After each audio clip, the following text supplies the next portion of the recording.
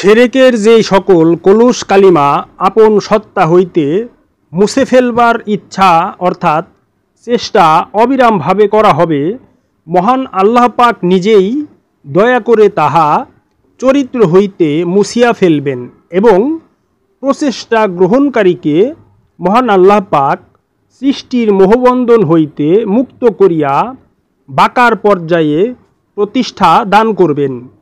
জন্ম মৃত্যুর ধ্বংসাত্মক আবর্তে মহান আল্লাহ পাক তাকে আর ফেলবেন না এবং তাহার নিকট অর্থাৎ আল্লাহর নিকটে রহিয়াছেন আল কেতাবের মা অর্থাৎ সিদ্ধ পুরুষগণকে তথা সিদ্ধ পুরুষগণের মা নূর মোহাম্মদ বা মোহাম্মদী স্তরের ব্যক্তি। মানব জীবনের উচ্চতম পর্যায় হইল মোহাম্মদ পর্যায়। এই পর্যায় কোনো এক নির্দিষ্ট ব্যক্তির মধ্যে সীমাবদ্ধ নয়। সর্বযুগে সর্বকালেই মোহাম্মদ আছেন চিরবর্তমান তথা আলে মোহাম্মদ রূপে তিনি সদা বিরাজমান। তিনি সকল সিদ্ধ পুরুষের মাতা। এই মায়ের সন্ধান আল্লাহ পাকের নিকটেই রয়েছে তথা এই মায়ের সন্ধান আল্লাহ পাকের নিকট হতেই পাওয়া যায়।